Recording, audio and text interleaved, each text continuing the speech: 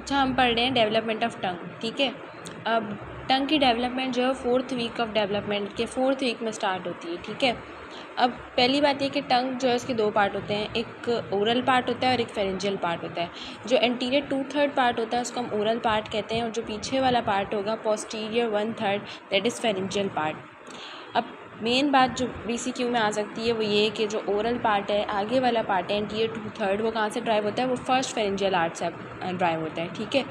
और जो posterior 1/3 part है, it is drive from 3rd and 4th pharyngeal arch, यानी कि यहाँ पे सेकंड फेरेंजियल आर्च का कोई काम ही नहीं है। फर्स्ट, थर्ड और फोर्थ फेरेंजियल आर्चेस जो हैं वो हमारी क्या करेंगे, टंग बनाते हैं, ठीक है। दूसरी बात ये है कि जो एंटीरियर 2/3 ऑफ टंग है उसको ही हम बॉडी ऑफ टंग भी कहते हैं। अब सबसे पहले ओरल पार्ट कैसे डेवलप होता है। Oral part develops from 3 mesodermal swellings.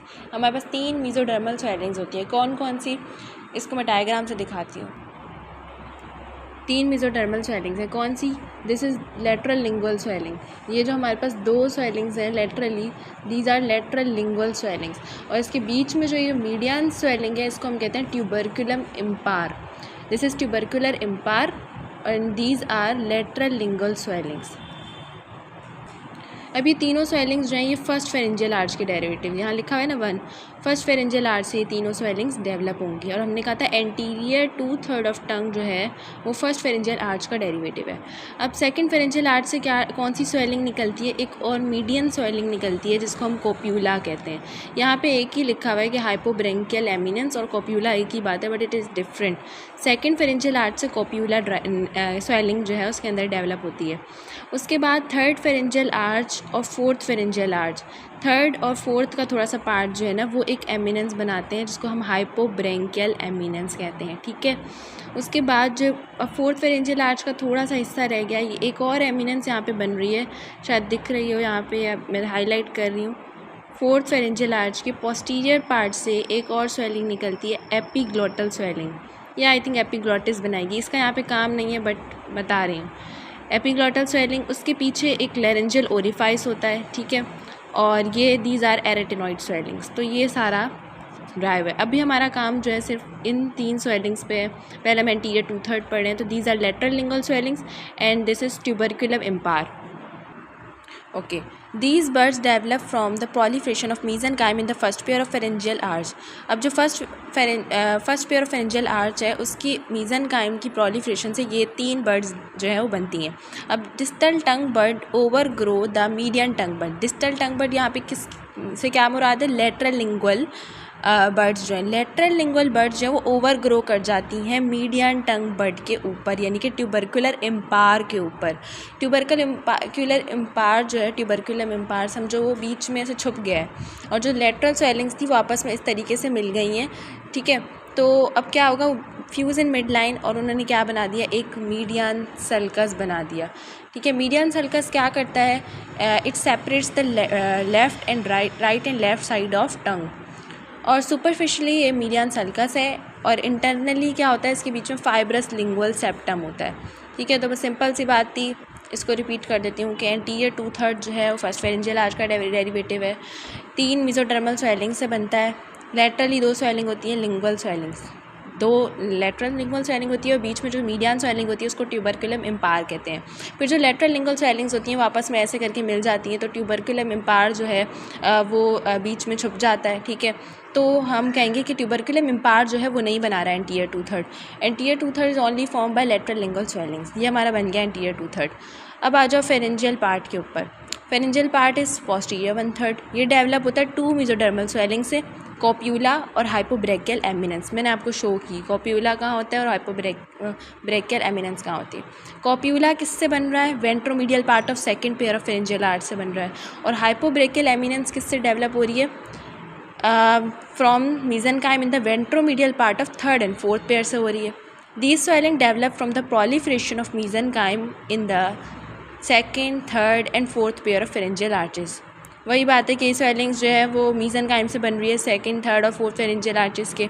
The hypobranchial eminence overgrows the copula, thereby eliminating the contribution of 2nd pharyngeal arch in the formation of adult tongue।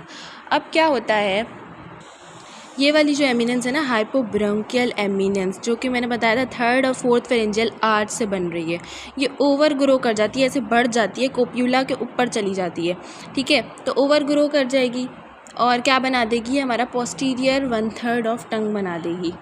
तो हम कहेंगे कि ना सेकंड फेरेंजियल आर्च से बन रही थी ना कोप्यूला, सेकंड फेरेंजियल आर्च का टंग की डेवलपमेंट में कोई काम नहीं है। अच्छा, अब टर्मिनल सल्कस क्या होता है? टर्मिनल सल्कस इंडिकेट करता है line of fusion of anterior 2/3 of tongue and posterior 1/3 of tongue. ये वी शेप्ड होता है। ठीक है, तो ये एंटीरियर 2/3 ऑफ टंग है और ये पोस्टीरियर 1/3 ऑफ टंग है, इनके बीच में टर्मिनल सल्कस होता है। ठीक है, अब दूसरी बात कि टेस्ट बर्ड कब डेवलप होते हैं? टेस्ट बर्ड जो है वो 11 to 13 वीक में डेवलप होते हैं। और कैसे होते हैं? बाय इंडक्टिव इंटरेक्शन होती है एपिथेलियल सेल्स ऑफ टंग के बीच में और गस्टेटरी नर्व सेल। कौन कौन किस किस नर्व के होंगे gustatory nerve cell? Chorda tympani which is branch of facial nerve, glossopharyngeal, 9th cranial nerve जो कि पोस्टीरियर 1/3 को सप्लाई करती है, और वेगस नर्व जो कि मोस्ट और ज़्यादा पोस्टीरियर जो है टंग का उसको सप्लाई करती है। कॉर्डा टिम्पेनाई एंटीरियर 2/3 को सप्लाई करती है। इन तीनों के जो गस्टेटरी नर्व सेल हैं और एपिथेलियल सेल्स ऑफ टंग हैं, इनके बीच में इंटरेक्शन होगा और उससे क्या होंगे? टेस्ट बर्ड डेवलप होंगे। इंट्रिंसिक मसल ऑफ टंग जो है, मतलब मसल ऑफ टंग, उनको वो कैसे बनते हैं? हमारे पास जाहिर सी बात है, हमने पढ़ाया था सोमाइट्स की फॉर्मेशन होती है। तो जो ऑक्सीपिटल सोमाइट्स हैं उनमें जो उनके जो मायोब्लास्ट होते हैं वो टंग में माइग्रेट कर जाते हैं और इंट्रिंसिक मसल्स बनाते हैं। और मसल्स को कौन सप्लाई करता है? सारी मसल्स को टंग की ग्लॉसोफेरेंजियल नर्व सप्लाई करती है। बट देयर इज़ एक्सेप्शन कि जो हमारे पास एक मसल होती है पैलेटोग्लॉसस मसल। पैलेटोग्लॉसस मसल जो है इसको कौन सप्लाई करता है? हमारे पास palatoglossus is supplied by pharyngeal plexus. Pharyngeal plexus. इसके बाद टंग से रिलेटेड एक यहाँ पे क्लिनिकल कोरिलेट है, tongue tie. Tongue tie is also known as एंकाइलोग्लोसिया।